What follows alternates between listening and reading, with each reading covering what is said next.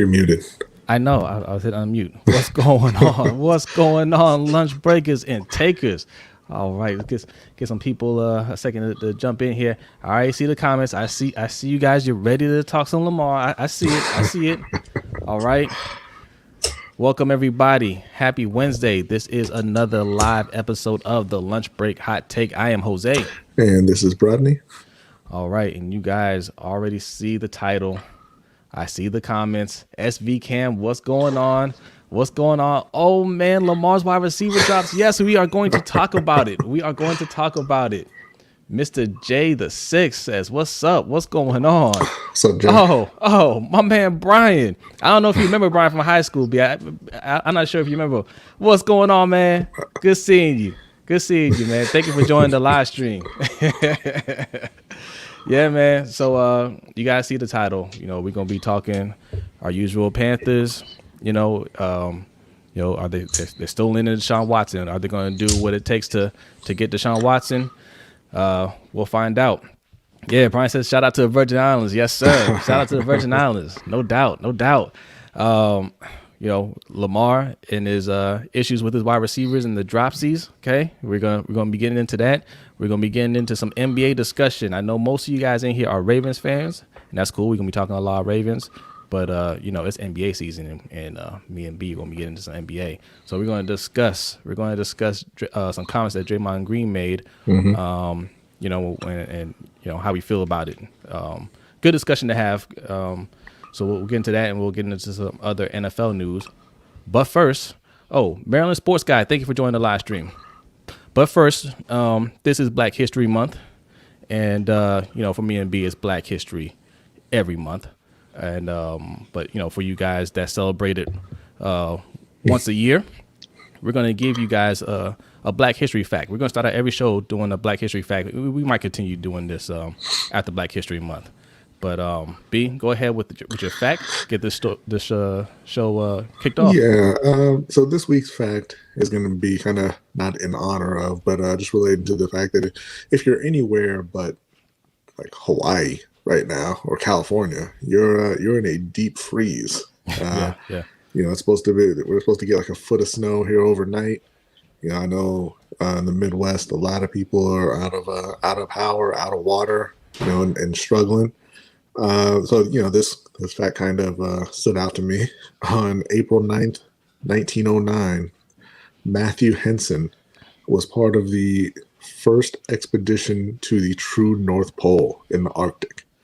So the other reason that I bring that up is because, it kind of relates to some of the topics that we're talking about tonight, where Black athletes are kind of perceived differently. They're held to different standards. And, in this story, he wasn't the only one who went, obviously. His partner was Robert Peary. And when they got back, Robert Peary was celebrated for, being the first to go to the North Pole. And everybody kind of forgot about Matthew Henson. Yep. He wrote a book about himself, about his trips north. Everybody ignored it. And he, with one of Mr. Henson's descendants, wow. Pretty dope. Yeah, so and it wasn't until almost 30 years later, in 1937, when he was invited to join the New York Explorers Club, and it wasn't until 2000 that he became the first Black, or actually I think the first person of color, period, to receive the National Geographic Hubbard Medal, which goes to people who have great exploits in exploring. Yeah. Pretty interesting fact, pretty shameful fact as well. Yes. And, that kind of ties into, some of the things that we talk about in terms of, the way Black quarterbacks get treated and also, Black coaches in the NFL, really in the NBA too. I mean, we haven't really talked about the NBA, but I mean, it's not much better in the NBA, right? Yeah. You would think it is, but it really isn't. National Geographic didn't really learn their lesson in 2000 either, because just this past October, they awarded the medal to Katherine Johnson for her role in the Apollo space program. All the astronauts got the medal in 1969. So 51 years later. And after she died in February. So that's nice. There you go. And now it's time for some NFL Offseason Roundup. All right, we're going to get into. Oh, there's our Patreon. Always give a shout out to our Patreon, Ferris. Ferris, thank you for joining the live stream. Ferris? Yes, Yes. that fact makes yes. Listen, a lot of Black history facts are going to make you angry. That's just the way this country is. Okay, it is what it is. Speaking of making me angry, I watched real quick. I watched Judas and the Black Messiah the other day. Yeah. What an excellent movie, and that would definitely make you angry. But I Very. definitely recommend that you check it out. You know, if you don't know anything about Fred Hampton, do some research on Fred Hampton and watch that movie. But okay, I know we're all about Black history right now, but I mean, let me just say, give my man Jesse Plemons a decent role. Okay, we're not a decent role, but where he's playing a decent person, a non-creepy person. I don't know if he can play anything else, man. If we're being honest, that's what he does. Does it well, but I mean, yeah. Goodness. All right, so we're gonna do some quick off-season roundup. You know, there's a little NFL buzz going on around there. All right, and then we'll get into some more NFL talk. I know you guys you're hungry for the Ravens chatter, right? We're gonna be doing that for sure. But first, let's start with news around the NFL. What do you want to start out with, B? I guess we can start with Captain America, J.J. Watt, where he's going to end up. I still think it's Pittsburgh. I think he's going to give them a little time to get their issues worked out. But the story out there is that he's very interested in Cleveland. You know, I guess it's probably just me, but I still can't see big time free agents signing with the Browns. Yeah, I can't see it either. I don't know where the strong interest comes from. I don't know. I mean, if he's going to go to AFC North, I still feel like it's going to be the Steelers. Well, because I feel like the draw would be, you know, playing across from Myles Garrett, right? But in Pittsburgh, you're playing across from T.J. Watt. So exactly, and that's your brother, right? Mm-hmm. That's your brother. So that's why I said, like, I can't see him going anywhere else other than the Steelers, unless the Steelers come out and say we just don't want him, right? Yeah. But even still, I'm not sure he would end up going to another AFC North team to play against his brothers twice a year. So, right. Oh, Brian says they got the money. Yeah, Cleveland. Yeah, they had the money, but a lot of teams have money. And Pittsburgh can open up the money if they really want to. Yeah. Yes, and yes, Ben is broken.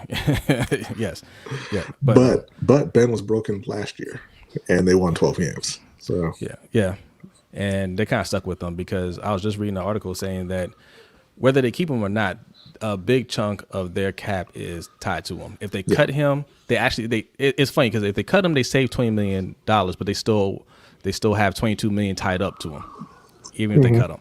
So if they keep him, that's $44 million. They're talking about him just taking a pay cut. He said he's open to that. So I mean, but it just hasn't happened yet. Yeah, so we'll see. All right, and Deshaun 91, thank you for joining the live stream. He says, hope EDC got the drop compilation on loop all off season. Man, you guys can't wait to talk about this video. We're gonna get into that. Derek Weatherly, thank you for joining the live stream. What's up, Derek?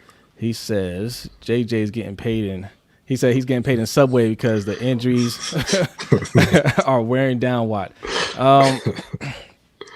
Yeah, we're gonna find out where he goes, man. There's gonna be a lot of suitors. So I mean, look, I'm not sure if money is a number one motivator for him at this point. I think he just wants to go to a team that has a shot to win it all. Right. Yeah.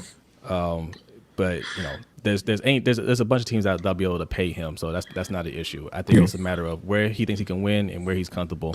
And look, I mean, as far as the AFC North, right?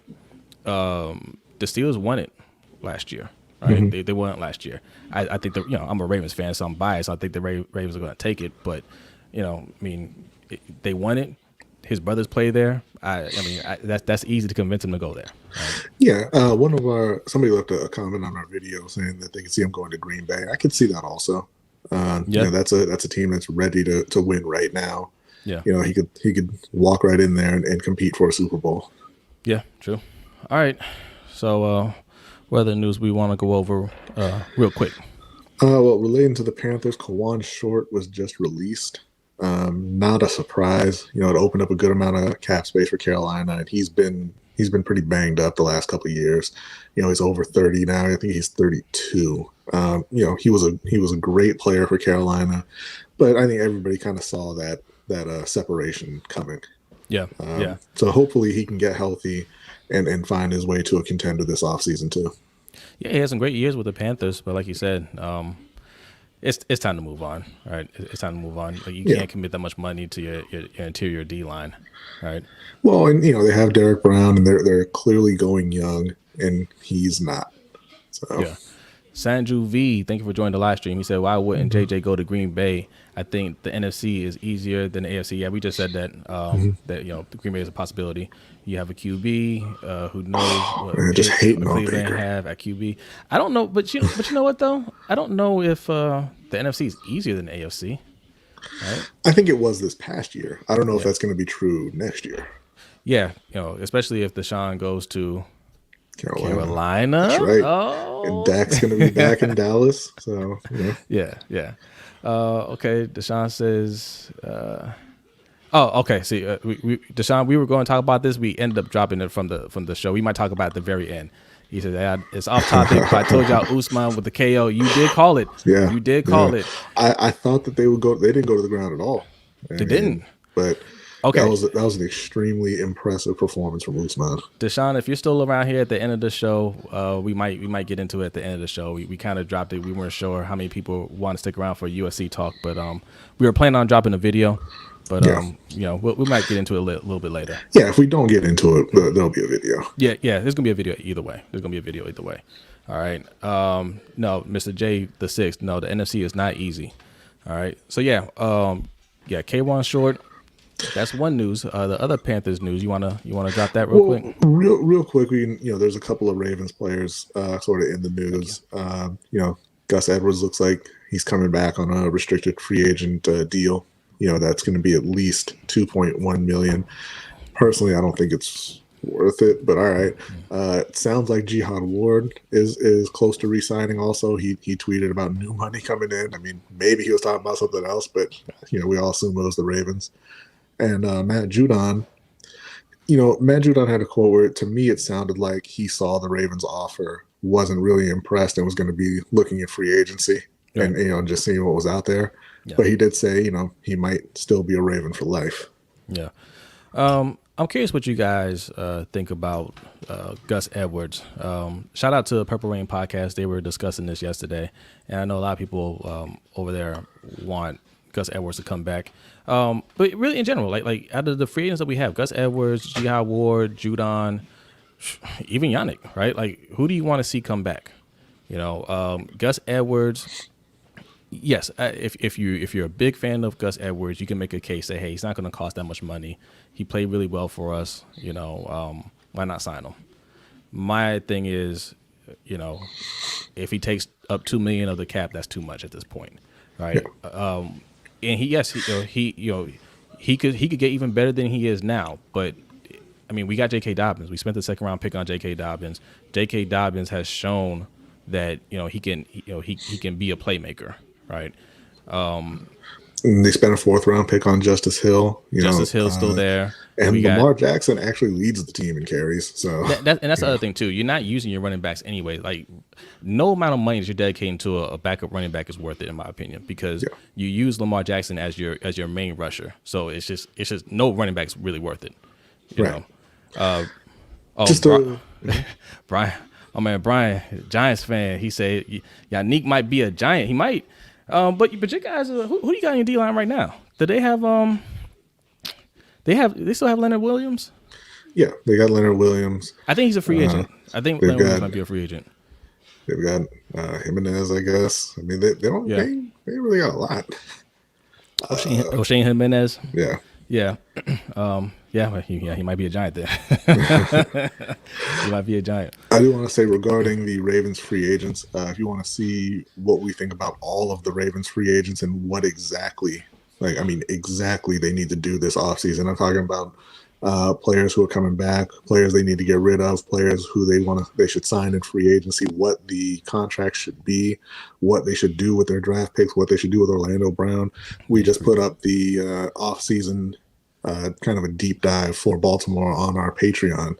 It's for patrons only. You can sign up for $3 a month if you want to check it out. Yeah. Since you brought that up, this is a good time to point out right above me, right there, patreon.com/LBHT show is how you can become a patron. For as little as $3 a month. We're going to be rolling out a $10 tier here pretty soon. right? You'll get extra stuff like B mentioned. He writes articles. We'll be doing extra videos and podcasts and things of that nature. That'll be for the patrons. And also we have a challenge coin. This isn't the one, but it's going to look something like this. All right. So for my military people, you know what a challenge coin is. This is my military coin from basic training. Right. We created our own challenge coin. That's currently in print, and one day we'll get it. Yes. All right. Also, if you want to support a little, donate a little something right now. Right above B is the Cash App. Okay. $ LBHT show. Okay. If you want to go to the Cash App, if you're watching on a desktop or something like that, you scan the QR code. That'll take you right there. Mm-hmm. All right. And we use Cash App as our super chat. We're not enabled for super chat yet. We're getting to that point. But if you feel like you want to do a super chat, go to the Cash App, leave a comment, and we'll read it on air. All right. And also follow us on Twitter, Instagram, Facebook. All right. At LBHT show. Yes. Yeah. Yes. Like Ferris, our patron says, join that Patreon. That's right. That Patreon, Ferris, folks. Join that Patreon. Just for you, my man. There you go. All right. Deshaun 91. I see your comment here. He says, Gus is a model of consistency.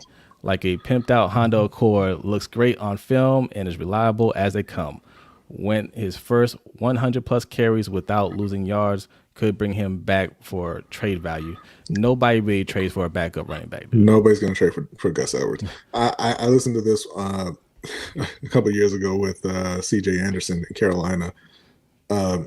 He had just killed Carolina in the Super Bowl, right? And it was his first 1,000-yard season, and the Broncos cut him. And then, Marty Herney went and signed him, and everybody was like, "Oh my God, what a great pickup! He's a 1,000-yard back. He killed us in the Super Bowl. This is a great backup running back." Blah blah blah. They never used him, and people were like, "Hey, well, we can trade him. We can get some draft picks for him." No, nobody's interested because running back is so easy to replace. Yeah. So if you're a guy like Gus Edwards, who as much as everybody likes him, he runs hard, he plays well, and everything. You can replace him in an hour, Yeah. Unless you're a guy like Dalvin Cook or Alvin Kamara or Christian McCaffrey, you're not really going to have that kind of value in a trade. Yeah. I bring up Christian McCaffrey because the talk is out there now that Carolina is willing to trade him or add him into a package for Deshaun Watson. What's up, Engraven? Yeah, shout out to Engraven real quick. If you guys aren't following Engraven, that is the man to follow for Ravens content. All right. So and also right after us. Yeah. and also he has a podcast that he puts out every Wednesday now. Is it Keep It Clean podcast? Team Keep It Clean podcast. So make sure you check that out if you're a podcast listener. And also, we do podcasts as well. Just saying. Yeah. But check it out, my man, Engraven, man. Real cool dude. Brian says super chat steals your money. Shh, no, we know. Yeah. We know. Hit up the Cash App right there. Okay. Thank you very much. Ferris, he read the article. He said that was a long article. You're welcome, Ferris. We're giving you your money's worth. Look, there's going to be a lot of content for our Patreon members, man. A lot of content. We even mentioned the our fantasy football leagues that we're going to start up. Fantasy football league and a Pick'ems league. All right. Mm-hmm. So there's going to be a lot of stuff for, if you sign up for the Patreon. Okay. Okay. So yeah. Back to Carolina, the story is still out there because normally how it goes as a Panthers fan is a big name is available. Oh, Carolina might be interested. And then, once it gets serious, nobody ever mentions the Panthers again. Yeah. But, they're sticking this time, and everybody is saying, Rappaport and, all the beat writers are saying Dave Tepper is 100% serious about getting Deshaun Watson to Carolina. Yeah. They said even if it takes 3 first-round picks and Christian McCaffrey, whatever it takes, they're willing to do it. Yeah. Those are some big, scary sounding packages there. 3 first-round picks or the 2 first, 2 seconds, and 2 starters on defense, and getting rid of Christian McCaffrey, who's arguably their best player. But man, if it lands you an elite quarterback, it's going to be worth it. Yeah. We were on Panthers Nation podcast a couple weeks ago discussing this, and David from Panthers Nation podcast, he's not all in on giving up too much for Deshaun Watson. My thing is Christian McCaffrey, 2 first-round picks. What would it be? 2 second-round picks. It sounds like a lot, but at the end of the day, you get Deshaun Watson in here, and you make the right moves. I mean, look, you still got your 3rd, 4th, 5th, 6th, 7th round picks to build with, and you got free agency, right? What is it? I mean, what are you really losing there? Because you can keep those picks and just make the wrong picks. I mean, that could very well happen. Right? Yes. So I mean, people are looking at it right now and saying, man, the last 3 picks were Derek Brown, Brian Burns, and DJ Moore. Man, like you don't want to give up players like that, right? But okay. But they also took Kelvin Benjamin and Vernon Butler in the 1st round, and Shaq Thompson. So yeah.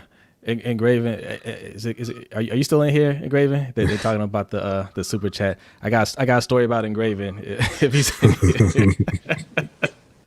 so before we even started on YouTube, we're going off topic for a second. But before we even started on YouTube, I used to watch Engraven on his live streams, and I used to see those super chats. I'm like, man, he racking up that money. And then one day he talked about how YouTube takes 40% of the super chat, and I remember thinking, I was like, he must have just found that out, because every time in that stream somebody would do a super chat, he'd be like, thank you for the $10 tip. Now minus 40%, that's gonna be like $6, but I appreciate it, and it always stuck in my mind. I was just like, B, when we start up, man, like we're just gonna hit up the Cash App, and that's just going to be our super chat. I mean, right now we don't have a choice. We're not able to do a super chat yet, so we don't have a choice. It has to be the Cash App. But man, that 40%, whew, that's something else. Even our guys at Panthers Nation podcast, they didn't even realize it was 40% until I told them. My man David, jumped out of his chair like, what? It's a lot, man. It's a lot. But either way, look, it's convenient for you guys. So when we get there, maybe we'll enable it for you guys. I know you guys like to chime in and donate, and we appreciate all the donations. But in the meantime, Cash App, Patreon. Okay, that's how you can hit us up. Fair style is 33%. Nah, my brother, it's 40. Yeah, 33 plus 7. All right. Okay. All right. Back to some football here. Back to some football. But I like that the Panthers are. It seems like they're aggressive in terms of getting Deshaun Watson. So hopefully they pull it off. Look, we did our QB carousel. I had Deshaun Watson going to the Panthers in the trade. So and I had him going to the Jets just because there's that talk there that that's where he wants to go, and obviously he has the no trade clause. So I mean, he can veto a trade anywhere.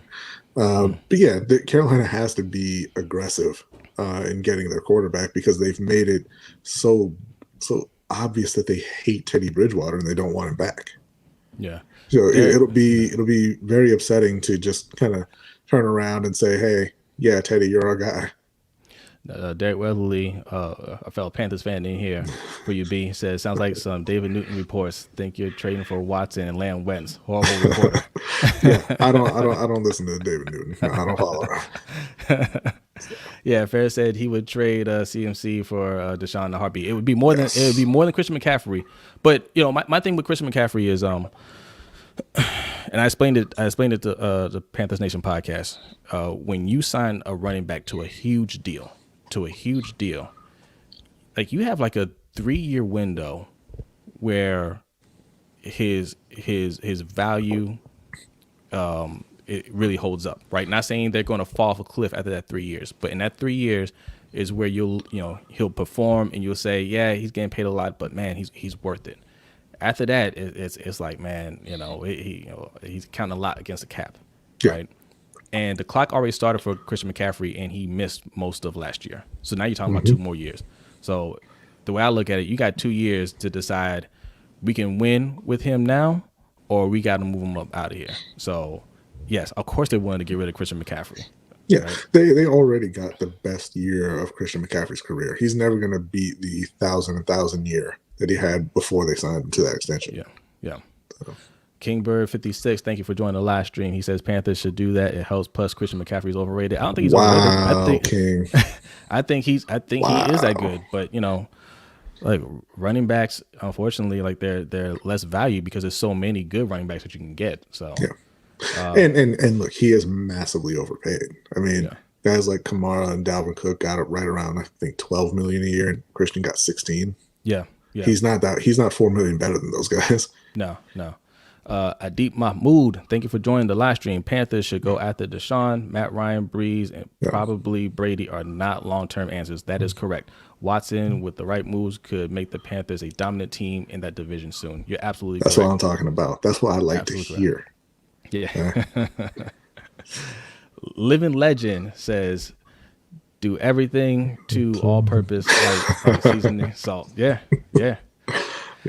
All right. Yeah, I mean, they've had him at punt return too. Like, they're getting their money's worth, but it's time to move on. Okay.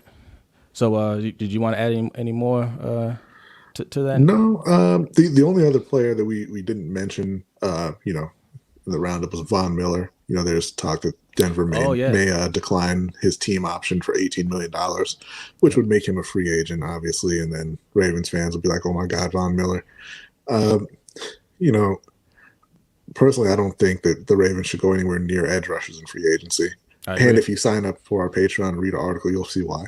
But Von Miller, he's a guy who he does fit that kind of Ravens profile. They like the older guys who are kind of on the decline, but still, pretty good. But I really don't think it'll be worth it for him. I agree. I know it's attractive because Von Miller, I mean. Yes, because Von Miller single-handedly beat the Panthers in the Super Bowl. No big deal.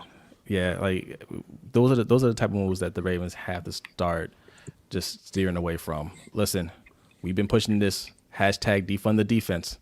Hashtag defund the defense. Okay, if you haven't heard that, you're hearing it now. Defund the defense. That does not mean take all your resources out of the defense. It means stop putting more resources into the defense. The defense is fine. Okay. Yes. Don't go out there and overpay for a player that's past his prime, but you remember when he was great. Okay. Yeah. Don't do that anymore. Put your resources into your offense. Lamar is the star of that team.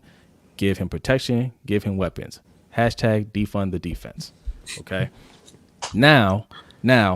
I know you guys want that Lamar talk. But first, we're gonna it's NBA season. I'm not sure how many of you in here watch the NBA. We're gonna talk a little NBA real quick, and then this relates to Lamar also. It does. Draymond Green was in a post game presser, and just talking about how there's a double standard for players and teams, right? Yeah. He mentioned Anthony Davis getting fined for publicly saying he wanted a trade out of New Orleans. Yeah. But Cleveland, came out publicly, said, hey, we're benching Andre Drummond until we can trade him.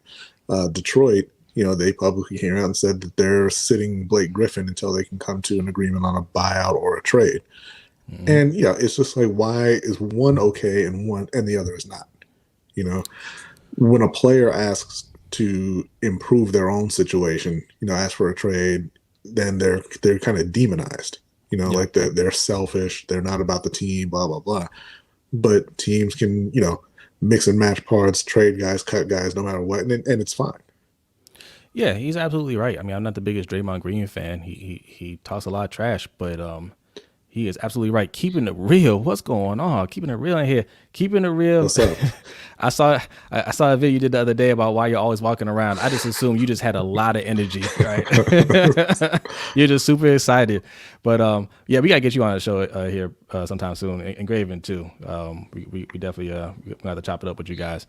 But yeah, Draymond Green is not wrong on this, right? There's a double standard, and I know. Look, we are conditioned as fans. We're conditioned to believe that the organization is just never wrong or hardly ever wrong, right? Mm-hmm. Like they know better than the players. They hold all the cards. They're the ones that are writing the checks and all that stuff. But the players are the product. They're the ones. If there's no players, there's no NBA. There's no NFL, MLB. None of that. None of that. It's a partnership, right? And it's not one side just controls everything, controls the narrative and all that stuff. Like the NBA players understand that, MLB players understand that. The NFL, they haven't figured it out yet. Well, they're getting there. They're getting there. They're getting there. But that's why I'm all for Deshaun Watson saying trade me now. Yes, I'm going to sign my long-term deal, and then you're going to trade me, right? Yeah. I'm all for Russell Wilson saying, I'm tired of you not protecting me. You need to start making some things happen. Right. Yes. All right. And I said it before, and this isn't a popular opinion with Ravens fans, but if I'm Lamar Jackson, there's no way I'm signing any extension until you guys give me some protection and you get me some weapons. Right? Yes. I'm not going to sign an extension and then see you guys continue to pour resources into the defense, and then my career takes a turn like Cam Newton. Okay. We ain't having that. Not up in here. Okay. Yeah. So, Living Legend says Draymond Green is speaking the truth, but the truth doesn't change perception, which is deception. Okay, yeah. Yeah. No, he's absolutely right. But, you need more people to say it and to keep saying it. That's how you change the perception, I'm sorry to think Donald Sterling wasn't the only one. He was just the one. Well, yes, absolutely. Yes, you're absolutely right. You're absolutely right. Look, I know. Look, the NBA isn't as bad as the NFL. I'll come out and say that they're not as bad as the NFL, but they ain't that far off. Right. They ain't that far off. I don't think their owners aren't as bad as the NFL owners. The NFL, I mean, you have some old, just hardcore conservative thinking, like don't want to change their ways at all. The NBA tends to get owners that despite how they feel, whether they're they're for certain things or not, they understand, hey, the players got a little bit more pull here. We gotta show support on certain things. Like they get with the program a lot more than the NFL. Yeah. All right. But yeah, hold on. Go ahead. Keaton Burr says, I'm a Warriors fan. Draymond Green need to be traded, but he's right though. Yeah. He's right, and you can't trade him. Yeah. All right, I'm sorry. Nobody want him. Yeah. But yeah, I say this also relates to the NFL. We see Deshaun Watson, getting crushed by some in media for asking out of Houston. Yeah. Whereas, J.J. Watt asks out and it's all good. Carson Wentz asks out and it's fine. You had Brett Favre coming out, and I believe somebody else too, but Brett Favre coming out saying he makes a lot of money. He just needs to, basically shut up and play, despite the fact that Brett himself demanded a trade at one point. Yeah, Dick Vermeil said that too. Dick Vermeil said that. It's ridiculous. Like Brett Favre, that one's funny to me, right? Mm-hmm. That one's funny to me. I mean, everybody knows Brett Favre is the ultimate diva. Everybody knows that, right? And for him to be like, oh well, I've never seen anything like that back in my day. And then he goes, well, except for the Philip Rivers and Eli Manning thing, and maybe the John Elway thing. So you have seen that before, yeah. And maybe maybe myself, Other than that, I haven't seen anything like this before, And you're getting paid a lot of money, so you should just he's a clown, Ferris. He's a clown. I remember when Carson Palmer told the Bengals, "I've got $80 million, trade me or I'm going home." Nobody cared. Nobody said, you're wrong for that. Nobody said you're quitting on your team. Nobody said you're a cancer. Look, and you know what? He got traded, and everybody loved him. Look. My man Carson Wentz had an awful year.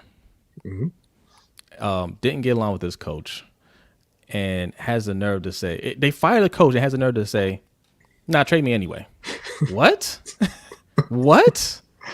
Man, you better sit down and compete. That's somebody you could be like, look, we paid you a lot of money. Your trade value is at an all-time low. You couldn't ask for a trade last year. Well, I said, that contract you signed me to had a no competition clause. Right. Yo, this is facts, living legend. Yo, Favre cried, retired, came back, cried, retired, repeat process. That's absolutely what happened. That's if you guys don't know, if you guys aren't old enough to know, Aaron Rodgers, it took him 3 years to start. And that was because Brett Favre was like, maybe I'll play, maybe I won't. Maybe I'll retire, maybe I won't. And then they drafted Aaron Rodgers, and he's like, nope, I'm staying. And I'm gonna. I got at least 5 more years in me, right? And I mean, you want to talk about petty? Yeah. Like when they finally said, "All right, look, Brett, we can't do this every year. We're moving on." He said, "Okay, send me to Minnesota." They're arch rivals. And when they said, no, we're not sending you to Minnesota, and they traded him to the Jets, he went right to the Jets and said, trade me to Minnesota. Yeah. There is, I mean, it's such a double standard, man. It's ridiculous. It's ridiculous. But like I said, I supported Draymond Green on what he said, man. He's absolutely right. Nobody can say anything opposite of that, man.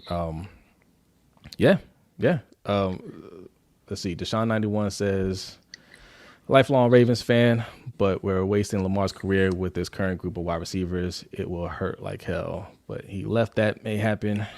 Yeah, we're going to get into Lamar in just a second. I'm going to read a couple more comments, and we are going to get into Lamar, and we're going to discuss that. What started this Lamar trend? I didn't think my man Kean would blow up like this, but yeah. J Will 501, I see you in here, man. Thanks for joining the live stream. I'm mad the Panthers let Steve Smith go. He would have changed the way people looked at Cam completely if they stayed together. But you want to tell them the story behind that? Well, yeah, I mean it's still mostly it's mostly rumor, but the rumor is that he did not get along with Cam. Like he had a problem with the fact that Cam was going to be the face of the franchise, and the rumor is that it even got to the point where he punched Cam in the face in the locker room. Now, obviously, he's 5'9" and Cam is 6'5". He didn't do any damage, but they said it's time to go. Yeah. At that point.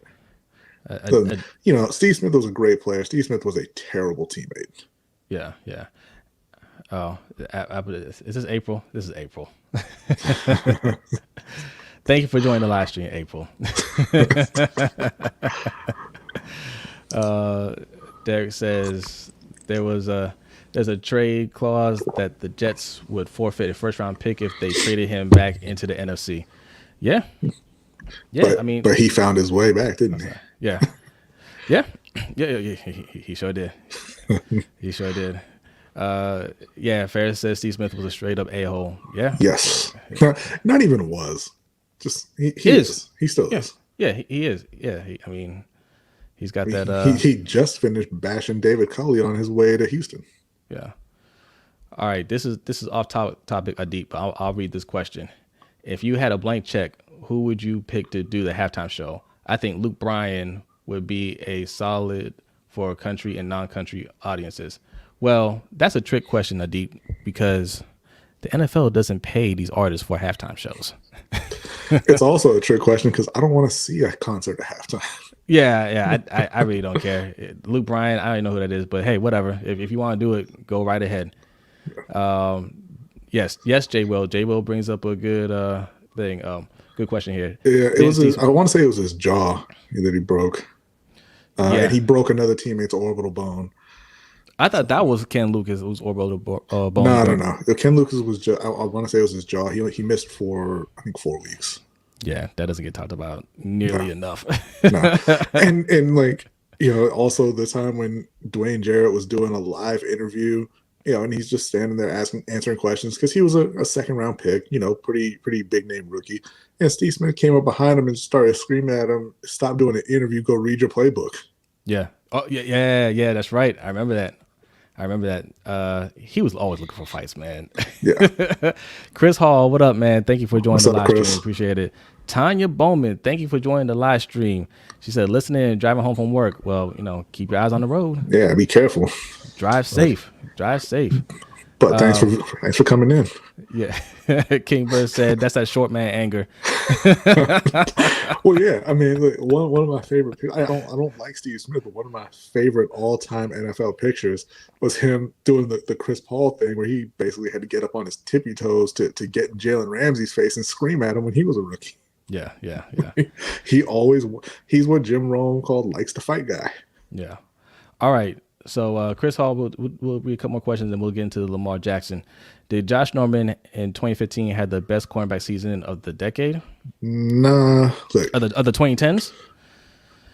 Nah. Josh Norman, again, he's a good player, but he kind of got blown up to look better than he was. He got beat a lot that year. He did. A lot. He did. He made a ton of plays, and he had a great season for Carolina. But I mean, he wasn't a lockdown corner by any means. Right. King Pugo, thank you for joining the live stream. I see you in the comments of our videos, man. Appreciate it. Oh, watch This it. There you go. the first time. Took a year, but there it is. So tell you guys a little story about lunch break hot take. Okay. I literally came up with that name while I was on my lunch break. Right. We're talking about doing a podcast, trying to think of some names, and I was like, man, I'm on my lunch break. You know, me and B, I usually call B on my lunch breaks, right? And we talk sports. And I was like, let's come up with something, along those lines. I was like, yeah, lunch break hot take. And we can put out the podcast in the afternoon around lunchtime, when people are taking a lunch break.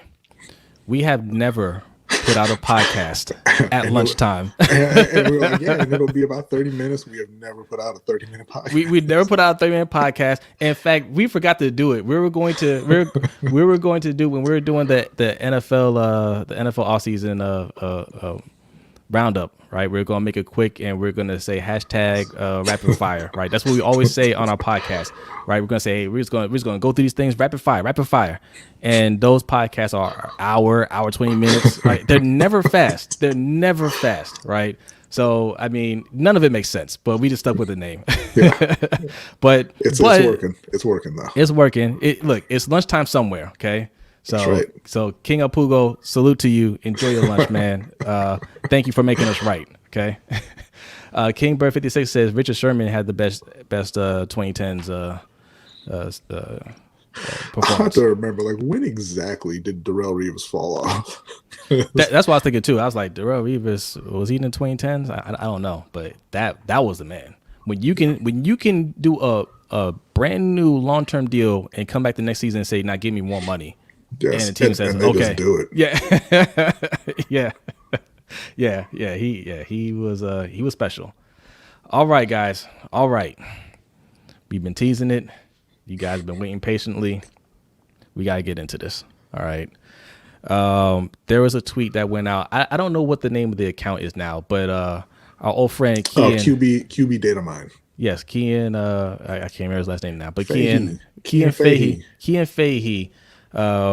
QB Data Mine has a new account, and he put out this stat. Now we need to clarify this is his own charting, right? Mm-hmm. So when you hear people saying, "Hey, no, that's not accurate," or whatever, he charts his own plays and things like that. So how he determines a drop is what he's going off of.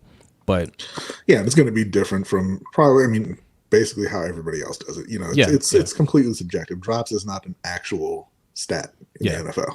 Yeah, but basically, but they dropped every one of those passes. Yeah, he put out a short video. I'm not even sure that was all the drops. I think that was just a no. His video was a couple minutes, but Simply AS10 from the Purple Rain podcast saw it and decided he was going to put out a video with every single drop, and that came out to about 9.5 minutes. Painful. Yes. And it featured like 2 people. Yeah. We'll get into those 2 people in a second. But basically, but Kian said it was like a 7.5% drop rate, which was by far the highest in the NFL, right? No other team had higher than like 6.9 or something like that. And look, it just goes to what we've been saying since we started this podcast, and that's you got to get Lamar some legit weapons. Okay, Hollywood, we like Hollywood, even though Hollywood has been featured a lot in those videos and he has his drop issues. I still like Hollywood Brown, but he can't be the main guy. Miles Boykin is not anything to talk about at all. Devin Duvernay is not anything to talk about at all. And Mark Andrews is solid, but he can't be the guy that you lean on. We all love Mark Andrews. And for as much as Hollywood Brown got slammed this year because he made a tweet saying, "Get me the ball," and everybody wants to call him Soldier Boy, Mark Andrews had the most egregious drops this year. I counted at least 3 drop touchdown passes. Yeah. No excuses for it. One of them was in that video, right? It was in the video in the Kansas City game. We were down 27-20. I believe it was in the 4th quarter. That would have tied it up. My man just straight up dropped the ball. Yeah. Look, I say, Mark Andrews has more maybe meaningful drops. Like I said, a lot of his are real big plays, possibly touchdowns. But man, the drops that Hollywood had, like he's all by himself. He gets hit in the hands, and his hands they refuse. No, not today. Now, to be fair, I mean, I don't think that Hollywood has a problem with his hands. I think he had a rough patch this season, and he worked through it, and he came back. He came out the other end better, and towards the end of the season and in the playoffs, he was playing great. But it just goes to show, like this is kind of what we talk about with the different perception and different expectations for different players, right? Yeah. Because Lamar Jackson doesn't have great protection. No. They were a pretty poor pass blocking team this season. He doesn't have great receivers. They drop a lot of passes, and just in general, they're outside of Andrews and Hollywood, they're not very talented. Yeah. But the conversation is always Lamar needs to do this, Lamar needs to do that, Lamar needs to get better. Yes, there's things that Lamar can get better at, but it's never on anyone else. Right. And there's other quarterbacks in the league where everything is on everyone else. And it's never them. Yeah. Deshaun, no, we'll get the little legend first. He's basically saying he's giving Andrews a pass because the Ravens always had drop issues. He said, look, I watched every snap since '96. Yeah, me too. It was a lot of drops this year, but Ravens always have drop issues. Remember the Usman drop in the playoff game? Yeah, that was against the Steelers. I think it was against the Steelers. Yeah, man, but hey, you can't be like, my granddad dropped passes, so I can drop passes. But that it's gotta get better. That's more to our point. That's more to our point with the Ravens mentality here, right? That was a washed up Hushmanzada, right? We didn't get the Hushmanzada that came from Cincinnati. That was Cincinnati. That wasn't House Mazzilli. Yeah. House Mazzold. All right. We get these guys that because we're always trying to get bargain guys on offense. We always do that. The only time we didn't do that, we won a Super Bowl, right? Yes. Not the only time. We won in 2000, but when we got Anquan Bolden was the man. People forget, right? Just because he didn't have 1,000 yards here in Baltimore, he was that type of wide receiver. He had like 1,500 yards in Arizona. He had 1,300 yards his rookie year. Yeah. He was that type of wide receiver. He was an elite wide receiver. Yeah, we don't need somebody to come here and give us 1,300 yards necessarily, but we need somebody that has that ability, that has that talent. So when we get to the playoffs, he can get separation. He can make those catches, Yeah, this is exactly what we said during the season when people started talking about Dez. And they're like, oh, Antonio he's a head case and you can't count on him. And, he's got off-field issues. And you don't know, he may or may not be there. He might get suspended and all this. And we said specifically, the biggest red flag is a guy who can't play. Yeah. And Dez Bryant, okay, he comes in, he doesn't cause any problems necessarily, but you have him on the field in important moments and they can't do anything for you. Yeah. Okay, so Deshaun, he was saying that Andrews keeps getting the pass. He said, I'm done with Miles Boykin, and I'm so glad this video dropped so he could stop getting the pass. Talking about Mark Andrews. I like Andrews, but he had butterfingers, especially against Kansas City. Yeah, last year too. Yeah. And part of me wants to give Andrews and Hollywood a pass for that game, right? Because again, we've said it a few times, but it bears repeating. It's a second and third year player that you're putting your entire passing game on, and they were going up against the defending Super Bowl champions. They were probably pretty nervous. Yes, that's why we've been saying from the beginning you should have signed AB. Yes. And look, guys, like you have to. Sometimes you just have to kind of step away from your TV set, watching ESPN and First Take and all those other hot take shows except for ours, and just kind of look at things for what it is, right? Like it's always the same type of narrative.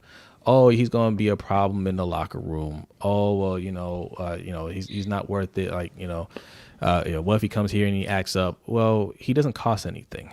Yeah. And if he acts up, you just get rid of him. Like, these aren't fragile men. These are grown men. Like, they can handle a guy with a little bit of attitude. And if you can't, we have a problem. And right? I'm still waiting for the example of a player coming in and destroying a team. Yeah, because our man Earl Thomas punched the dude in the face. It didn't destroy the team.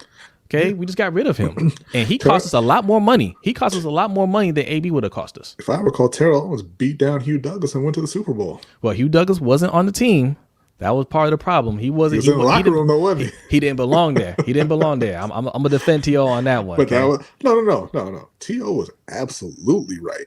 But Yeah, I'm just saying, yeah. like, he was a very polarizing player. Half the locker room loved him, half the locker room hated him. Yeah. Didn't stop him from going out and doing their job. Yeah. Spirit of Ogun, thank you for joining the live stream. Spirit of Ogun says AB wanted to play with Brady. That's his boy, so it was useless. Man, that is incorrect. That is AB incorrect. wanted to play in Baltimore before he said anything about Brady. But yeah. He wanted to play with Brady for sure. But yeah, he put out a IG post. First of all, he was working out with Lamar in Hollywood all off season, right? They put out a ton of videos on that, and they worked out with Jerry Jeudy as well. That's why I wanted us to draft Jerry Jeudy.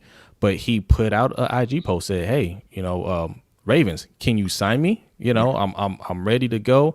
Love Lamar. I'm gonna play with my cousin. I'm ready. Can you sign me?" Lamar openly said, "Yes, we want to bring AB here."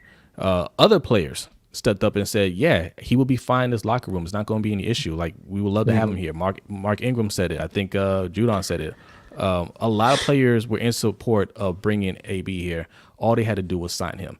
And I don't believe for a second if the Ravens make him an offer, he'd have been like, "Nah, I'm gonna wait for Tampa." No. Not he wouldn't have done that. He wouldn't have done that. So we absolutely could have had AB, and he would have made a world of difference, man. Mm-hmm. He would have made a world of difference. King Apugo says Andrew's got shaky hands.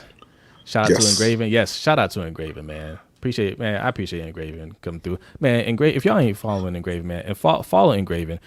Engraven invited us. He invited us onto his show when we had like 20 subscribers. Hey, shout out to Joe Nubo also. He did the same. Like, I'm not even sure if he even checked how many subscribers we had. Because when we were on his show, we were like, "Hey, we're trying to get to 100." He was like, "What?" Yeah. Okay, so let's get a quick shout out to all Ravens YouTubers, because I mean, all these guys helped us out one way or another. Always, as always, Sonny from SGG Sports, man. Like, he was the first person that I spoke to. And from the get-go, he's like, "Man, Jose, whatever you need, you know what I'm saying, just reach out to me." He gave us the first shout out when we didn't even have a YouTube channel yet. We just did a podcast, and we were writing articles, and he read one of these articles on his show. He was dropping links where to find the podcast. So I mean, they've been real helpful. Coach Evans, always gives good insight, and like all these guys, they're easily accessible. Keeping It Real was in here earlier. I appreciate you guys coming in here. Purple Rain Podcast, David the Sports and Gaming Nerd, like the Ravens YouTube community is like, I mean, they're real tight, man. They're real supportive, and they really helped us grow. And I'm sure a lot of you already subscribed. That's probably how you found us, if you're being real about it. And shout out to Panthers Nation Podcast too, because we've been talking about growing our fan base with the Panthers, and Rashad just he just hit me up, was like, "Hey man, come on the show." And they're real cool. And after we did the show, we chopped it up with him and David and Aaron Duncan, Unnecessary Bluntness. Check out his channel too. He loves that name. So go follow those guys, man. Go follow those guys. All right. King Bird says, Brian. Oh, hold on. I was my boy Brian. I gotta put it on. He said Odell was a distraction. Was he? Are you talking about in New York? Because I don't think he was a distraction. I think poor quarterback play and bad coaching and bad organization was more of a distraction than Odell. Odell went out there and performed. Yeah. Like the distraction is a fallacy, yo. Like, that's not a real thing, right? What a player does off the field or little comments that he makes, that better not distract these guys that are getting paid millions of dollars to go out there and play. It better not distract them on the field. Right. Something that Odell said in an interview should not be a distraction when you get out there and play on the field. No. So go ahead. No, I mean, it's just you get labeled a distraction when the team doesn't want you around anymore. I remember when they played Carolina years ago, back when Josh Norman was still in Carolina, and him and Odell were going at it, and they got I think 3 personal foul penalties between them. And after the game, a reporter asked Tom Coughlin, like, you saw what Odell did. That wasn't okay, because he went after Josh Norman, like he kind of attacked him. He's like, did you ever consider benching him? And he was like, no. No, And no, he said, he said yes. He said yes, "Oh but yeah, yeah." He said yes, and he said, "But I'm trying to win the game." So, exactly. And the look at his face, just like, yo, like, what like you it want me was to do? I'm trying to win. He's like our it was the best player. dumbest question he ever heard. Like, when you have talent, that stuff doesn't matter, man. It doesn't. Like, yes, you want to have cohesiveness. You know, you want the players to get along. And look, in Odell's case, we didn't really hear about him not getting along with anybody. It's just really front office. I mean, you didn't really hear Coughlin saying he had a problem with them, right? No. So those little antics that you hear about, it's just the media. The media blows it out of proportion because they're trying to write stories, they're trying to get clicks and things like that. And then you got these old timey guys that are like, oh, well, back in my day, we didn't, they didn't do stuff like that. I think in Odell's case, it was more about the owners. The owners of the Giants have a certain image of the Giants that they want to uphold. He doesn't fit that. That's why Daniel Jones is their quarterback. Yeah. So, when we talk about distractions, right? Let's break down what we mean by distractions. What do you guys think when you hear somebody say, "Hey, this person is going to be a distraction," right? Or probably in the locker room. Like, what comes to mind to you? I'll tell you what that means for us. Coaches always say, "Well, we don't want to have to answer questions about you," right? In interviews or whatnot. Okay, well, how does that hurt your team, right? Because you're gonna have to answer questions regardless. Odell doesn't have to be on the team for a question about Odell to come up, right? Yeah. Case in point, Le'Veon Bell. Yeah.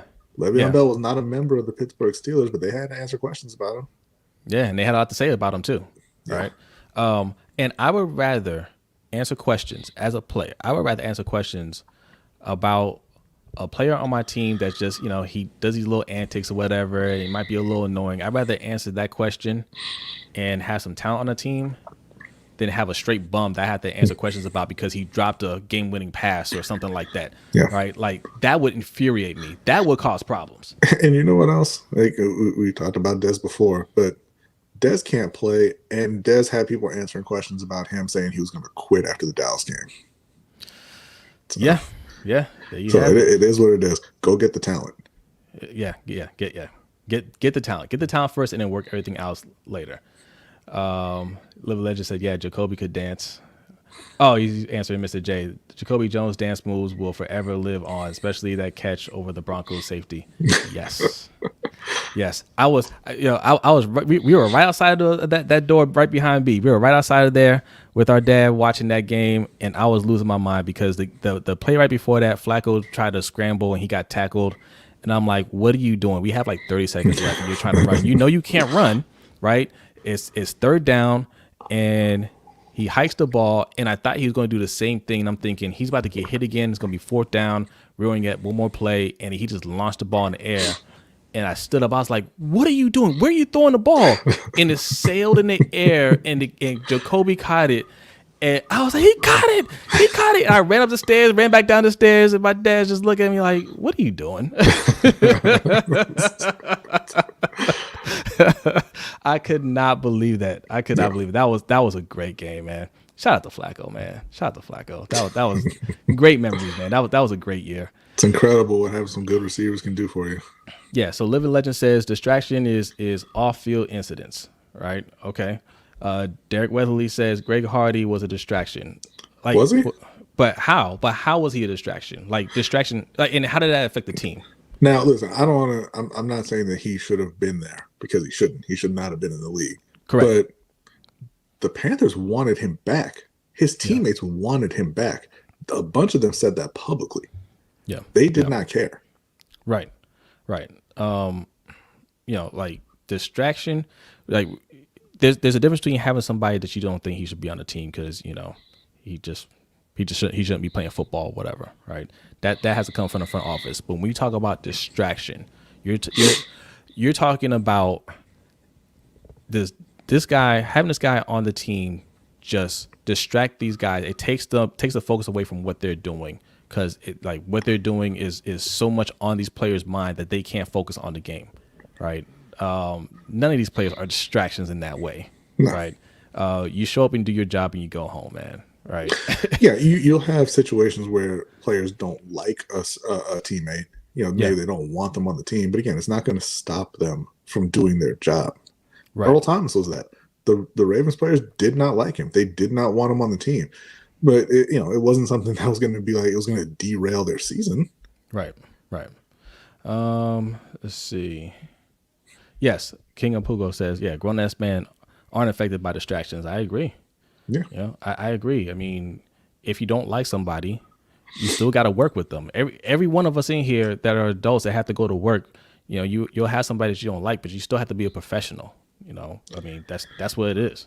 I mean, if you guys watched The Last Dance, one of those episodes was about them, the players. Michael Jordan literally having to go to Vegas to get Dennis Rodman and bring him back to the team. Yeah. It didn't affect them on the court. Yeah. King Bird 56 says, AB with the Ravens, we would be in Super Bowl with Tampa and probably would beat Tampa. That's why Joe Nubo said no AB and Sonny. That pisses me off. So I don't know if we would have gotten to the Super Bowl or not. Maybe. I do think this though. The way Tampa played Kansas City, if they tried to play us like that, we would have smoked them. I think we would have. If they tried to play us the same way they played Kansas City, Lamar would have smoked them. Right. Yeah, that game plan only works against a Kansas City that has a hobbled offensive line. Yeah. But that's who they played, and that's who they beat. So congrats to them. But yeah, that wouldn't have worked against Baltimore. Yeah. Chris Hall says, since Eric DaCosta has been a GM, he's been some bad buys and bad at drafting, but it's like it's in the dark. I won't say he's completely bad. I think he's hit or miss on a couple moves. I like Hollywood. Now, he wasn't the best wide receiver, right? Yeah. But I like Hollywood. I'm not gonna ding him for that. I will. Like that's a partial hit. Like he was the first wide receiver taken. He can't be the fifth best wide receiver in the class. Yeah. Look. It's complicated right now because he's drafted some good players, but me and B's thing is good players, but like wrong players for us. Right? Patrick Queen's a good player, but he's a wrong player for us. That we needed to get T. Higgins there. You know what I mean? J.K. Dobbins is a good player. We needed to get T. Higgins. we needed to get another offensive lineman or something. Yeah. So look, the verdict is still out on DaCosta. I don't think he's a bad GM. I think he's going to be fine, but I'm not giving him a bunch of praise.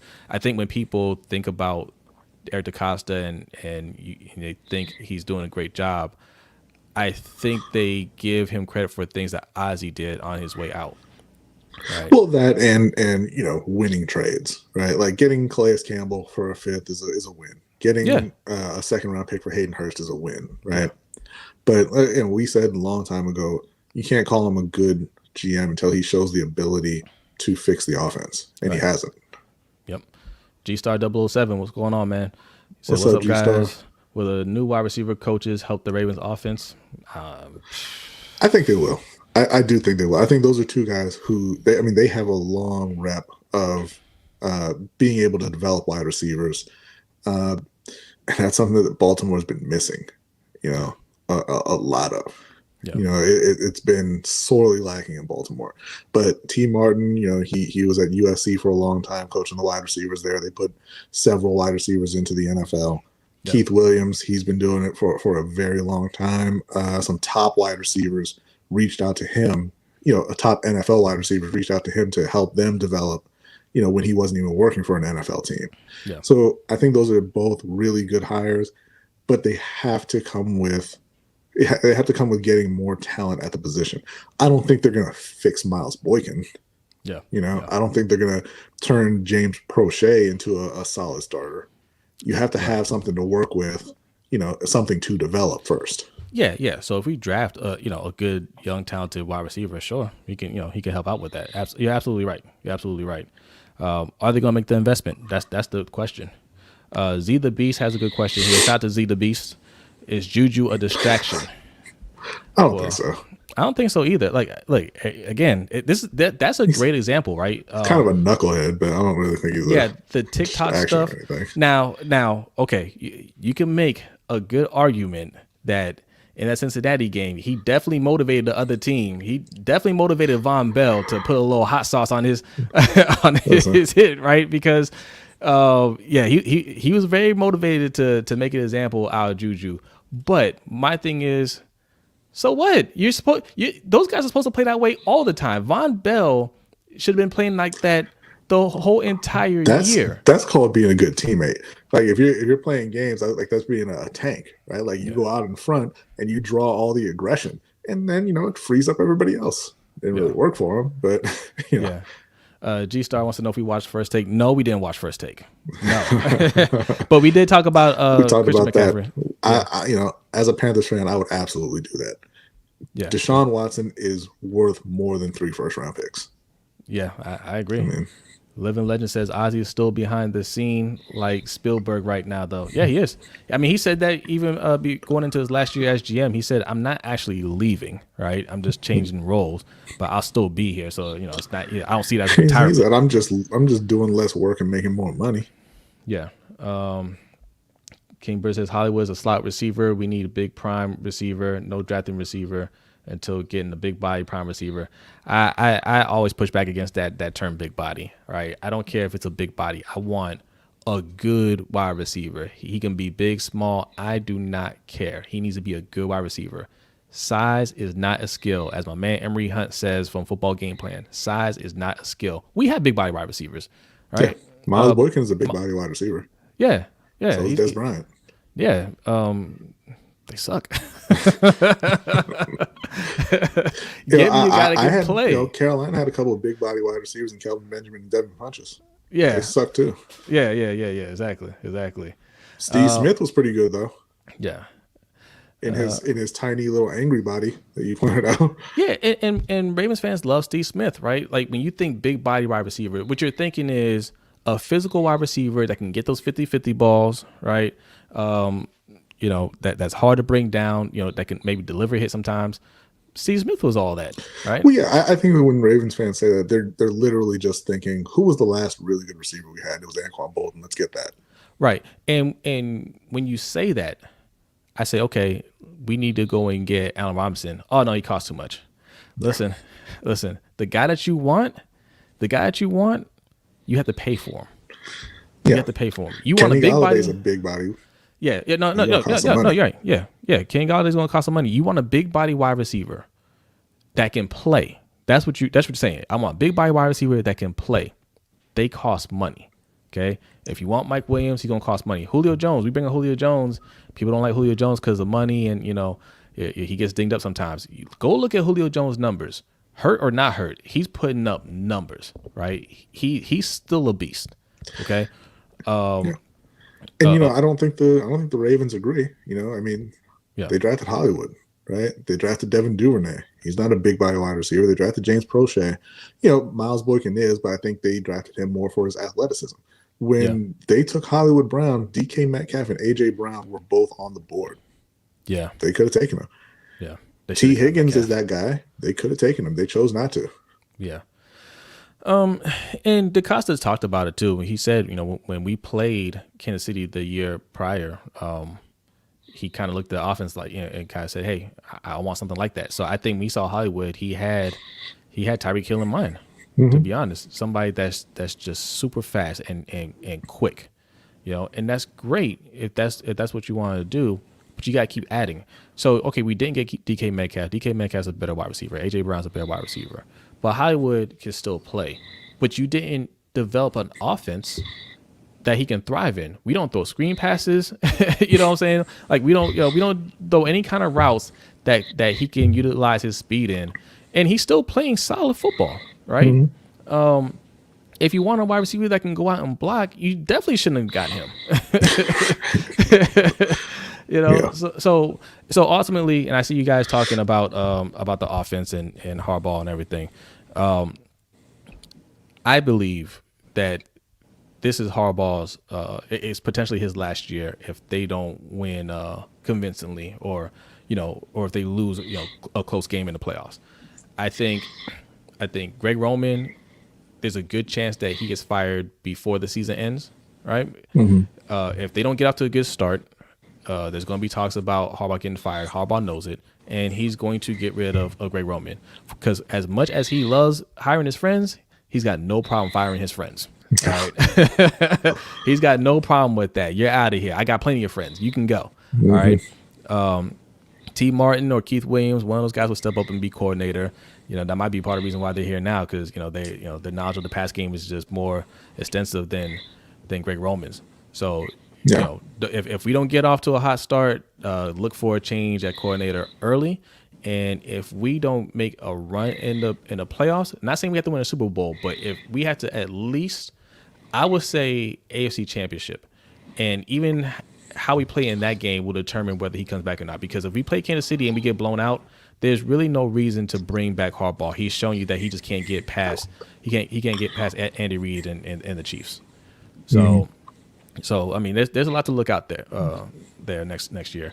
But and if I'm Greg Roman, I'm pounding the table saying, get me all the talent that I need to thrive, because my job's on the line here.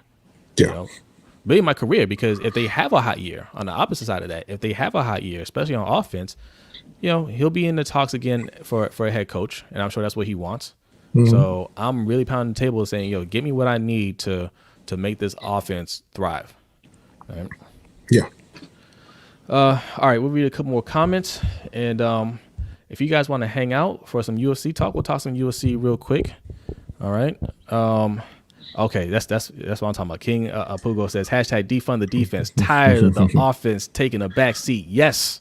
Okay, we need to see Lamar in an advanced passing offense. I agree. Absolutely. I agree. And the talk of Lamar not being able to make certain throws or whatnot, I mean, that's nonsense to us, right? Yeah.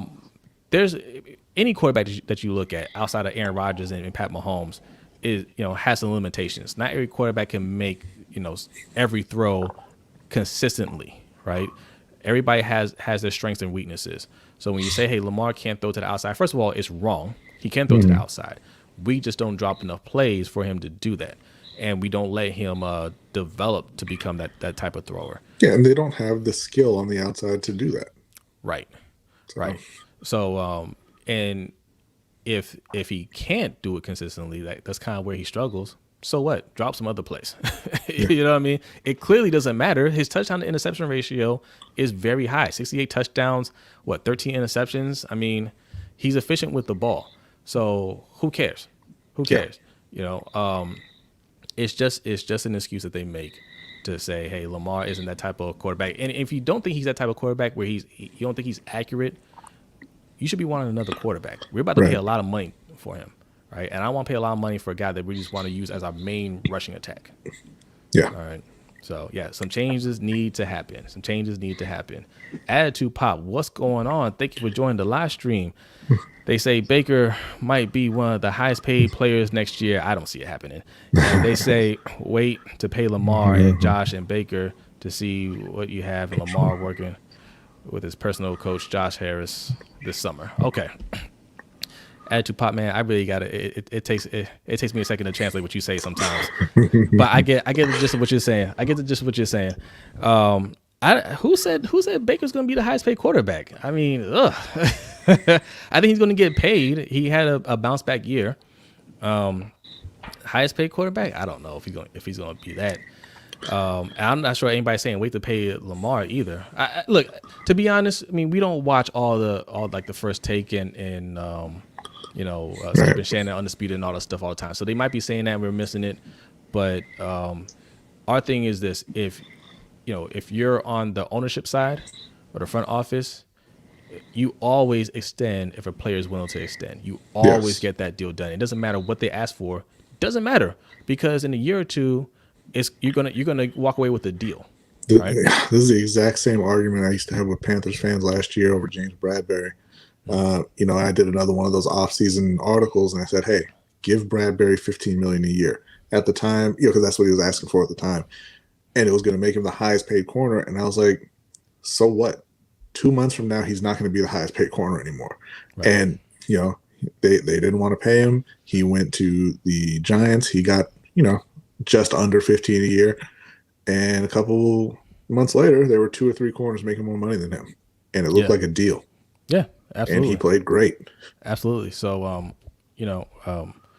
always extend if the player is willing to extend. if you're the player, never extend.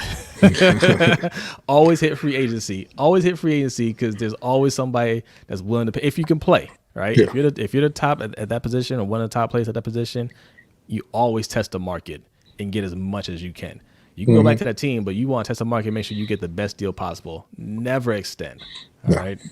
OG, I see you in here, man. Appreciate you joining the live stream. Harbaugh has problems getting past the divisional round. The focus is too narrow if he is focused on KC. Yep, we haven't even played KC in the postseason. You're absolutely right. Yeah, we said that a few times that, it's kind of like giving Baltimore the benefit of the doubt, talking about what they need to get past KC, and they haven't even gotten to them. Yeah. All right, we had a couple more comments, and then if you guys want to hang around for some USC, you're more than welcome. If not, appreciate you coming through. If you're new here, take a minute to hit that like and subscribe button over on YouTube. If you're following on Facebook, make sure you're following our page. Hit the like on the page. If you're a regular here and you want to support what we're doing, because we're trying to grow and do more stuff for you, there are two ways to support. You can hit up the patreon.com/LBHT show. All right, we have a $3 tier currently. We're about to roll out the $10 tier. We'll be saying it every week. That $10 tier is going to come in the next couple of days, most likely. All right, we give you some bonus stuff like the article that B currently has up there right now. We'll be doing mock drafts and all kinds of stuff. If you're into fantasy football, we'll be doing fantasy football. So a lot of benefits to signing up. Just $3. So you guys got $3? Drop it on the Patreon. Check it out. Okay. For you guys that love to hit up the super chat, we're joking about super chat earlier in the stream. We're not enabled to do a super chat yet. So in the meantime, you hit up right above B, that Cash App, $LBHT show. Drop a donation, leave a comment, and we'll read it on air. Also, for our Patreon members, if you want to just post something, we'll start like doing a post for a live stream or whatever. And you leave a comment in there. Leave a comment on there, and we can read that on air as well. All right. And I appreciate you guys coming through, man. Like more and more people are coming through here every week. Want to say something? Also, just to mention, if you have any questions or you have any topics that you want us to cover on the live stream, send us an email at questions@lbhtshow.com. Yep. And we'll make sure to get to it. Yep. G-Star 007 says, AJ Green and Corey Davis, we could get both for cheap. I'm not sure you can get Corey for cheap. I think he's going to make a decent amount of money. AJ, I think is done, man. I think he's done too. I like AJ, but I think it's over for him. If this was last year, I'd be like, get AJ. Yeah. Yeah. Corey Davis. I mean, he could come cheap too because, it's something we haven't really talked about, but the cap is lower than expected. There's a lot of teams who aren't even under the cap right now. A lot of players are going to get cut, and a lot of players are not going to get the money that that they're expecting to get, or even, that they're worth. A lot of guys are going to be taking those 1-year deals and trying to hit the market again next season to get paid. Yeah, I think Corey Davis is going to be a casualty of that because you look at the top guys at that position, man, it's not a weak year for wide receiver and free agency. You got Allen Robinson, you got Galladay, you got Chris Godwin. Yeah, right? But it depends because, I expect Godwin and Galladay, or at least Godwin, I expect him to go back to Tampa. I don't expect him to hit free agency. Right, but what kind of deal are they going to get? Because that's what's going to determine what somebody like Corey Davis will get. Well, not in free agency though. Once you hit free agency and teams start bidding, that's it. Yeah, and also Curtis Samuel's out there. Yeah, I mean, there's wide receivers that are going to be out there. Nelson Aguilar. Part of me thinks that Corey Davis is not going to hit the market either. I think Tennessee is pretty happy with what they have on offense. They declined his 5th-year option. I think they probably regret that now, but I think they'll try to get a long-term deal worked out with him. Okay. Living Legend says Baker is a commercial holic too. He's a commercial holic though. I like Baker's commercials, man. I'm not gonna lie. They're pretty funny. They're funny. They're pretty funny. Yeah. I'll spend a little more time in the gym though. That's all I'm saying. All right, Chris Hall. We teased the USC stuff. We'll get into a little USC. He wants to know, is Brock Lesnar coming back to UFC? And what happened to this fight with Cormier? What happened is it's not going to happen. Brock Lesnar, I don't think he's coming back. Nah, I think he's done. I Yeah. think that they keep trying to dangle that out there because he's one of the few big name draws that the UFC has, and I don't think you'll see him back in the UFC at all. Yeah. Kingbird says Brady only throws to the middle. Yeah. Well, yeah, that it's funny because like Tom Brady was not a very good quarterback this year, Yeah. but we don't really talk about it. Yeah. So okay, any of you guys that are into UFC, even if you're not in the UFC, man, stay for the chat, man. This is gonna be a fun conversation. So UFC 256, 258. Is it 258? I can't keep count these guys, man. Kamaru Usman versus Gilbert Burns. Yes. We did a little prediction video. We both picked Kamaru Usman to win by unanimous decision because we figured, hey, these guys are both really good.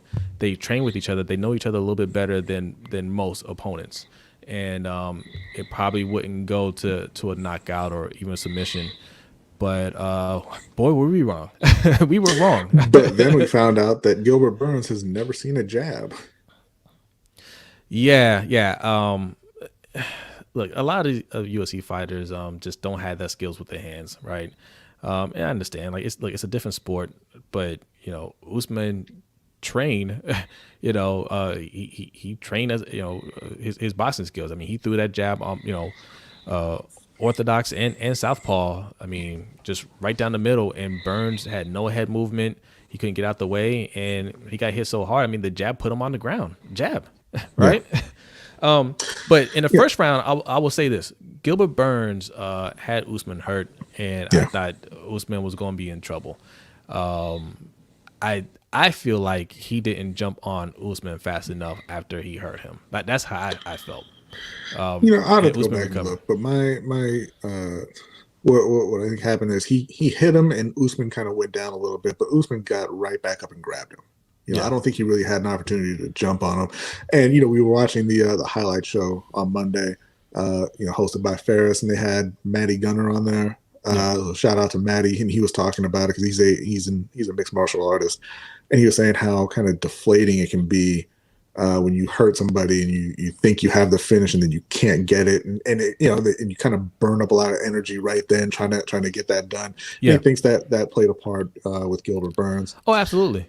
I mean, and you could tell, going to in the second round, he was a little bit gassed because Gilbert Burns. I mean, he fights with a lot of energy, a lot of passion. And it's just so even keel, man. Like he's got the composure. Like you can't rattle him, and he shook it off. And in that second round, man, he caught Gilbert Burns with the right. It was actually no, it wasn't right. It was a left because he switched to southpaw.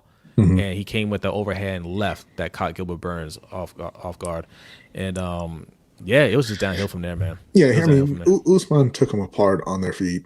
He got the knockout, and so now everybody's kind of asking what's next for Usman because I mean he's beat all the top welterweights out there. Yeah, he got into his. Before you say, I want to read this from Deshaun because he's talking about this. He says, if Khabib wants a challenge so bad, move up and fight Usman. Man. He won't. We talked about Deshaun, that. Like that's exactly where we were going with it. Like, he keeps saying he's so much better than everybody at the lightweight. He's fought at welterweight before. Mm-hmm. Come back, move up and fight Usman, and see how good you really are. You know? I don't expect him to do that. I would pick Usman in that fight. I would love to see it. I wouldn't be shocked if Khabib won, but I mean, I think that would be great for the UFC because as it stands right now. Who is there for Usman to fight? Well, we can talk about that a little bit. Your boy Masvidal, the Mr. What About Me, was out there talking trash and saying, "Hey, I broke his nose on 6 days training," which he didn't. His nose was broken before he came into the fight, and Usman fought with a broken nose, but. He keeps on saying, hey, 6 days. I only had 6 days. Give me a full camp. It'd be different. Usman said, hey, wish is granted. I'll give you a full camp. Let's get that deal done. All right. Well, let's get that actually, more specifically, what he said is I'll give him a full camp, and I bet you he won't take the fight. Yeah, yeah. And then later he said, "I'll put him in a coffin this time."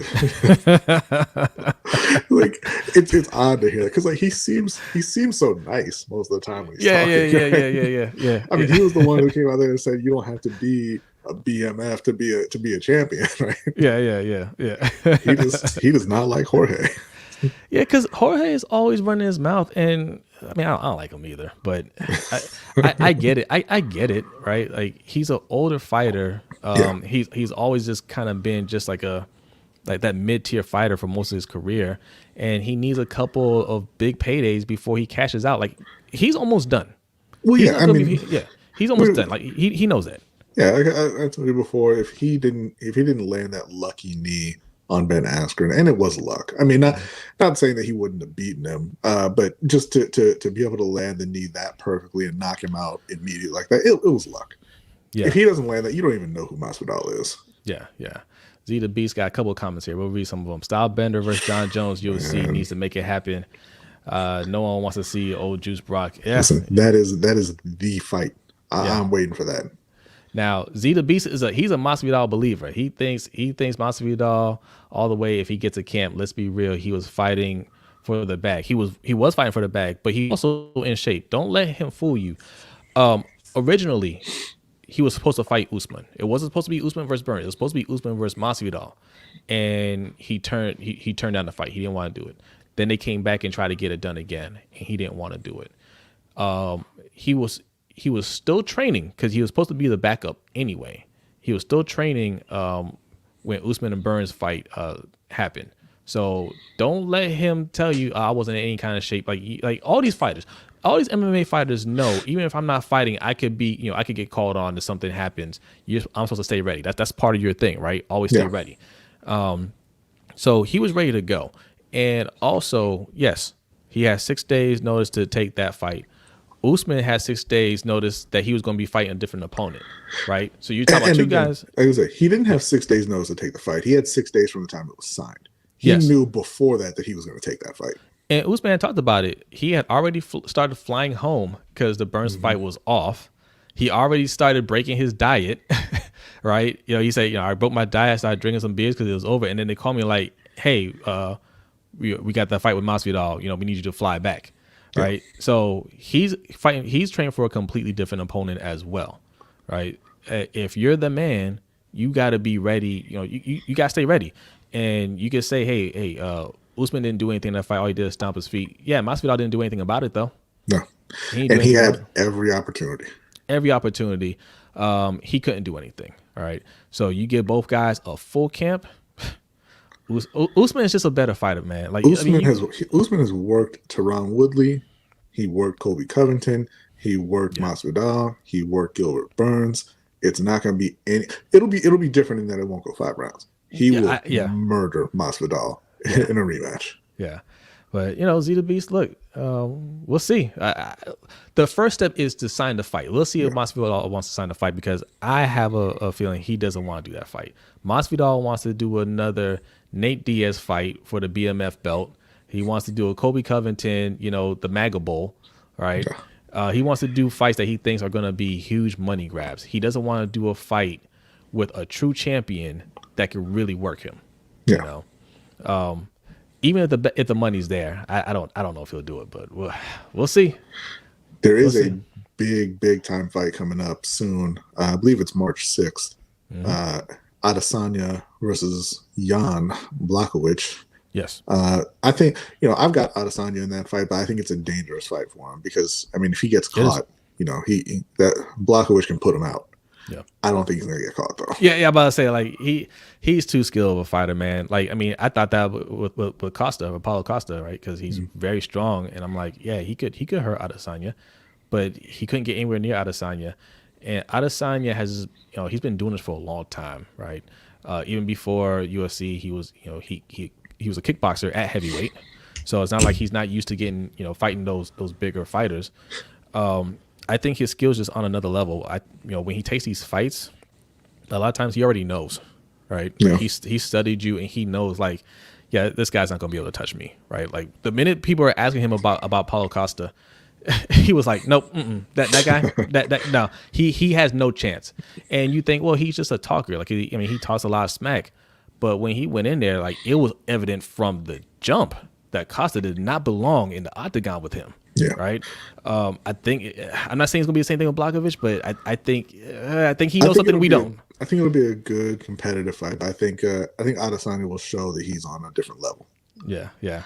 Iron Addict says that faking it till you make it was a person. You talking about Masvidal? But yeah, that fight coming up, that card is outstanding. It's got Amanda Nunes against Megan Anderson. It's got Peter Yan against Aljamain Sterling. So that is one that I will actually be, putting out some money and tuning in for. Yeah, I'm gonna watch it.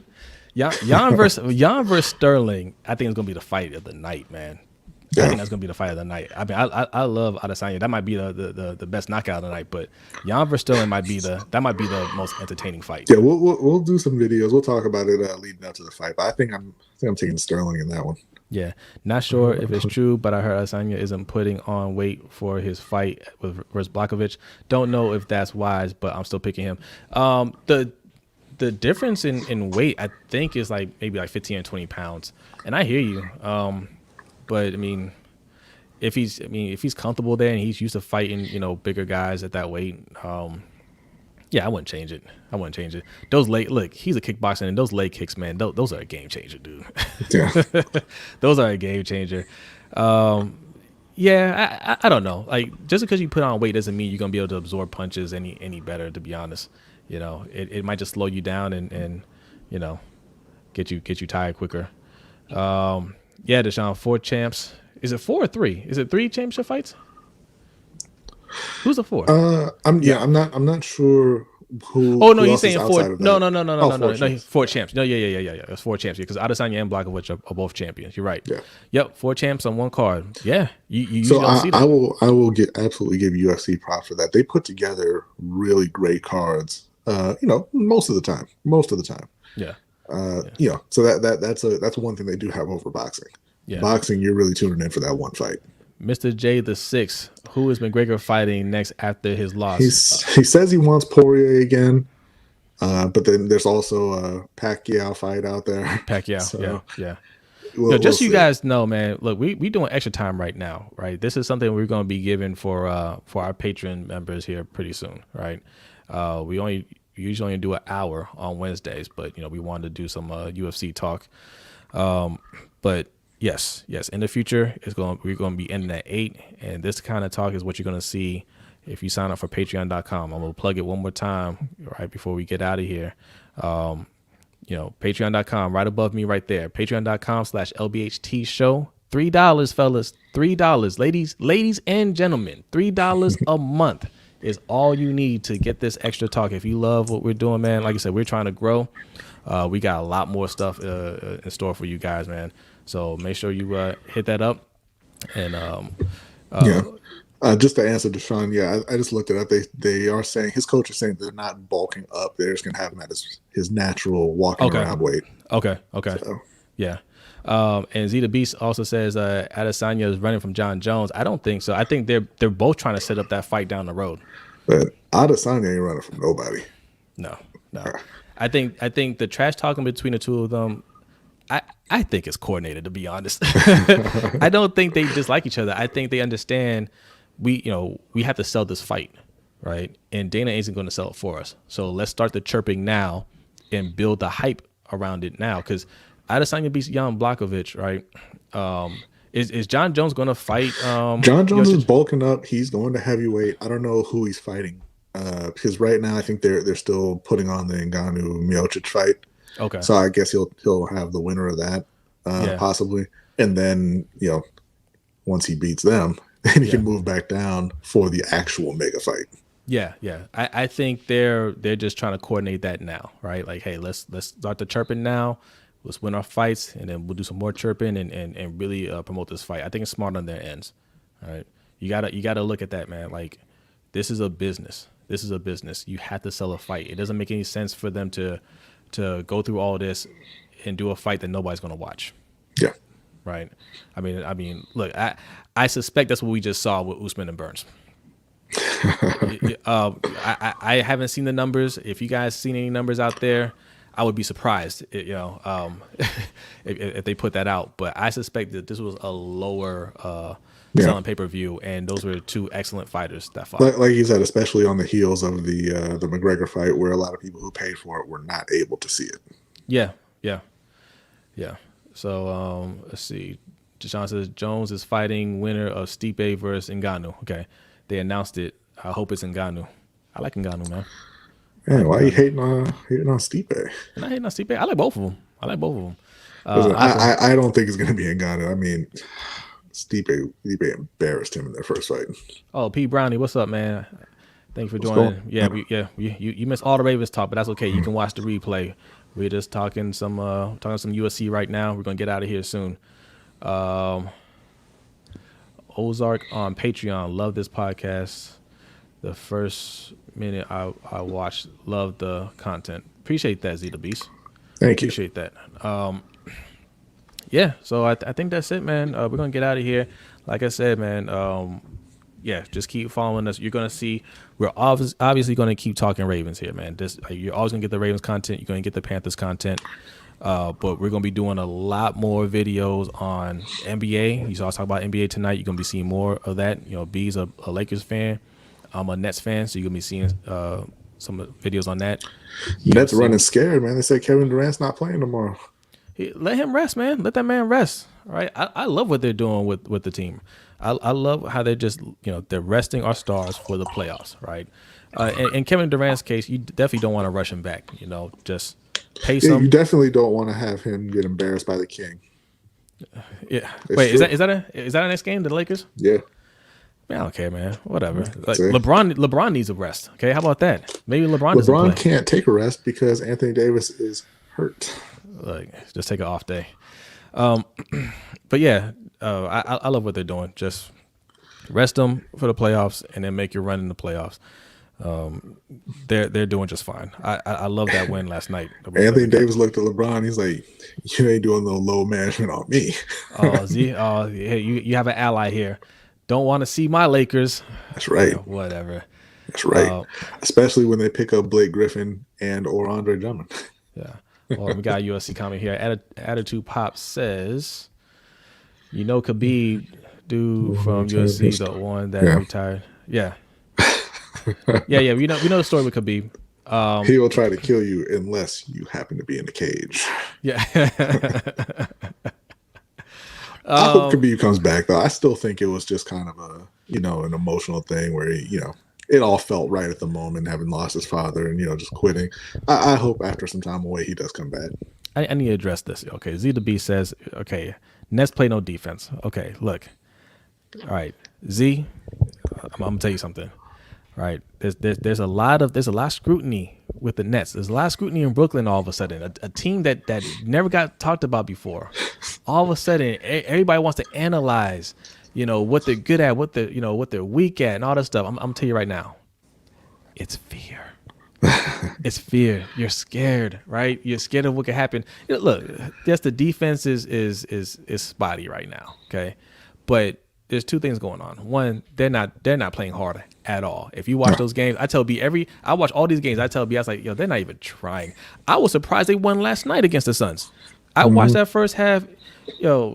Harden wasn't trying to play hard at all. They were down 20. They got as far as down as 24.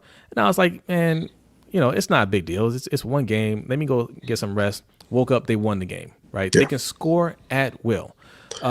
When it gets to the playoffs, they'll play a little bit harder. They're bringing in some help on defense. They just signed Andre Robertson. There are talks that they could get Andre Drummond when he gets bought out. They also brought in Iman Shumpert to play some perimeter defense. Look, James Harden is not the defensive joke that that he was made out to be several years ago in Houston. Like that. That's that's an outdated thing. Yeah, Kevin Durant is a good defender. But when the games matter and they're really trying, they're going to play much harder on defense. And they have three guys who you cannot stop from scoring. You absolutely cannot. Yeah. Now look, it's hard. I'm a huge LeBron fan. Okay, it's hard to go against LeBron and the Lakers if they make it back to the finals. LeBron and AD, they can beat anybody. I ain't gonna lie. I don't care what you build up against them, man. Like, they can beat anybody if they're healthy.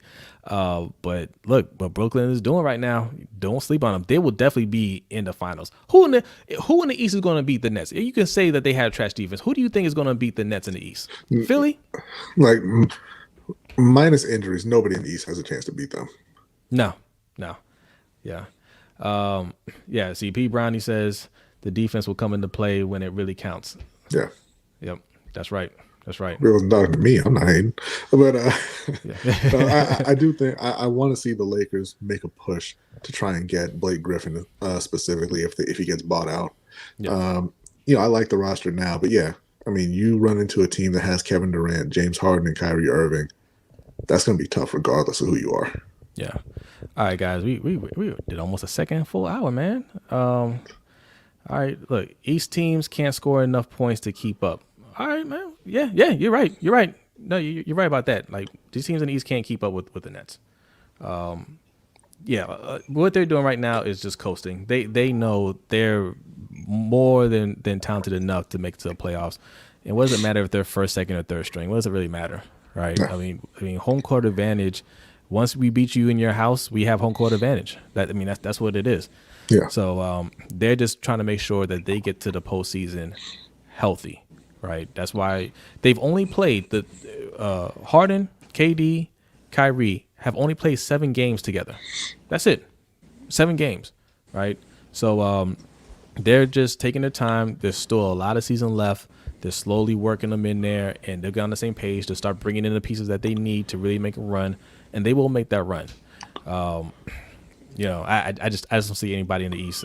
Boston. The Heat. I don't see anybody. Not Boston. Yeah, I don't see any of these teams really competing with them in the playoffs. But we'll be talking a lot about that. Trust me, we'll be doing some more videos, and if you guys like that content, man, check it out, share it with your friends, And all right, you got anything else, B? No, I mean, I think that's it. Since we're 45 minutes late. Yes. I think I've said everything that I had to say for tonight. Yes. Except for, if you're a Ravens fan, again, you want to see what they could do this offseason, how they could address every one of their needs. Again, hit up patreon.com/LBHT show, and we have a whole offseason breakdown, including, their own free agents, who they're going to keep, who they're going to let go, how much they're going to pay, who they're going to go after in, free agency proper, where Orlando Brown's going, what they're going to get for him, and what they're going to do in the draft. Yeah, and you look at the ticker right there. If you like the merch, we're going to be adding some more stuff to our store here pretty soon. You can go to teespring.com/store/LBHT show. All right, look, we're throwing a lot at you guys right now, man. I appreciate the support for sure. Appreciate the support, man. We are a small channel. We are growing fast thanks to you guys. Mm-hmm. All right. I mean, look, we finished the show that we wanted to do 43 minutes ago. Right. There's still 22 people in here. All right. I really appreciate you guys, man. You guys really show up here. It's gonna get even bigger, and we're gonna be doing more stuff. But you guys, look who showed up right as we're signing off. Wow. And shout out to Tough Puppy. You're a little late. You're lucky we're still here. You're lucky.